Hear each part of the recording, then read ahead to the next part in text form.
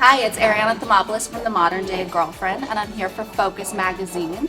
And today, me and my modern day girlfriends are going to be talking about living and loving in the digital age and how technology has changed the way that we communicate, we do business, we find and fall in love, and sometimes how we equate our self-worth. So, stay tuned for more Focus TV.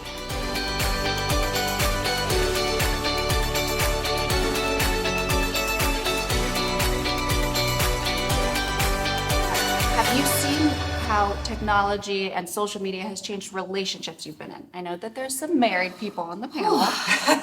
So, Can we get more wine? it seems that everybody's on their phone. They're not face to face what's going on. And so that's what really was the baby behind the Modern Day Girlfriend, was that what is happening to relationships. And I see the pros and the cons, but it's still that face to face, skin to skin. Yep. Yes. Tell me about your day. The tone too, and how we say things can be so misunderstood. Oh my god, I can't tell you how many times I have gotten mad at my husband over a text. I'm like, did you mean that? He's like, why? Because I put an exclamation. He goes, I put a smiley face. Yeah. That's where the Emojis emoji comes. But still, I mean, how many of us had falling outs Yes. with a friend, but over a text, over an email? You've got to give tone, you've got to give energy. We forget that also energy is a big part of being a human, and you can't get that energy through technology. But going out on a date today, if a guy, would you want him to call you or to text you? Call, and it's foreign. When they say to call, it's almost like, you want to call me? Like, forget about it. Or when you see their name pop up on your phone that they are calling you, Yeah. it's like you have to prepare. You're like, oh my gosh, I'm not ready for Christmas. What do I owe this to? Yeah. But there is that social anxiety now. That there was a study, there was 65%, and they're younger than us, but of high school girls that would want to be asked out to prom via text. Sure. And I was like, if a guy did not put candles in the sand and there's no way I'm going to. Have any of you been on dating apps? I know you're recently divorced. Recently, yeah. So have you? I was on, I'm not on right now, but I was on, and I'll tell you a funny story from a dating app.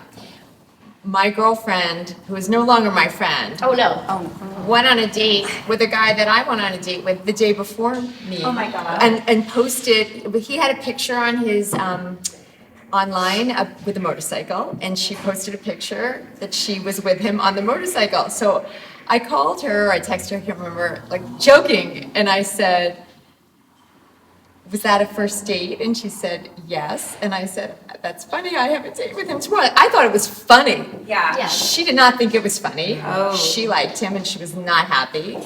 And she's not my friend. But very similar story. A friend and myself, we were on the sites and we were sort of like, having dinner and drinking wine and like, oh, what about this guy, the other? And I pulled up this one guy. I'm like, oh my God, this is such a thoughtful monologue that he wrote me. It was just very detailed about him and his 5-year-old nephew. And they were looking through all the pictures and they stopped on mine because she was really cute. And she looked at me and she goes, Red Dave? And I go, Red Dave. She whips out her phone. She's like, oh yeah, exact same monologue. Quit it. Word for word. So it's like, hey, Yeah. copy paste it, like just throw the spaghetti on the wall, see what sticks. I mean, it was incredible. Yeah. Every guy friend of mine says that's how they use it. That they just like every girl that they think is even remotely attractive, and then when they respond back, then they start weeding. But they're all dating so many people at That's once. the thing. And that's so mind blowing to me. I And call our iPhones the little black book, because it is the new little black book, because it gives us so many options, not even just men but women as well, the option to be like, okay, this is not working, I'll swipe right to a mile down the road. But do you think that the dating apps give us too much options? Yeah. Yes. It's like a menu with too many choices. Yeah, there's too many options. Like Cheesecake Factory. So, in today's society, there's such a thing as called ghosting. I've actually been ghosted. Or someone just okay, enlighten me. I'm not at you. I mean, Casper the ghost was like the only friendly ghost that was left. Okay, enlighten me. What Okay, is so that? ghosting is that you'll go out on a date, think that you've had met Prince Charming, and then he just doesn't call you back, doesn't text you, nothing. It's just done. He's ghost. Boop, boop. Bye-bye. But have you guys, like, dating now, have you seen that, like, with guys that they don't get the picture? Do you not? I don't ghost because same thing, because I think it's really it's not nice, and I always believe in being kind no matter what. Would you guys ghost or would you be honest if you were in the dating pool? I've done like the half ghost, where like it's kind of clear that I'm not really into it because it's taking me like 3 days to respond. A phantom. It's like a Patrick. Yeah, Swayze I'm ghost. kind of like, I'll be like, yeah, and then if they really don't get the point, I'll be like, oh, I'm sorry, I don't feel like this is a good fit. But I always feel bad. I feel like sometimes it gives them the opportunity to get the hint and walk away with some dignity.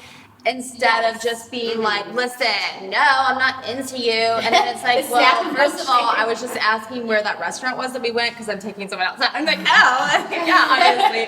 No, but I mean, so I'll kind of do like the halfway thing. You know? My last question for you all is, if you could go back and ask or tell yourself anything about life and love in today's society, what would it be? I know exactly what I would tell myself, that you were worthy of it. Oh, that's beautiful. That's the most vulnerable thing I could share, is really to tell my younger self how deserving she is of kindness, authenticity, and honesty, and someone that really just cherishes me. And I think that I've gotten to a place in my life now, happened a little bit of a late bloomer, happened a little late, to where the value I have for myself is so great that I do trust I will attract someone who is doing that in his own life. And therefore we can partner each other and mirror that. That's what I would tell myself. I would say along those same lines of just like, I'm enough. And the best advice someone ever gave me was put blinders on. Don't look at what's happening next to you. Stay in your own lane. That has been the most useful advice that I've ever been given, especially in a digital age. But it's true, just being comfortable with who you are and understand yourself and be happy with you. I don't know that I knew that when I was like in my early 20s. Now I know that because I'm the knowledgeable me talking to me having a second chance again. So exciting. Yeah, it is. It's super fun. Cheers, girls. Cheers.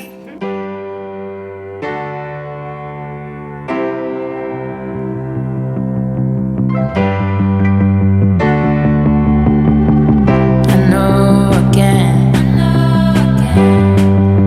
I can't be everything all in one. Just the one for you.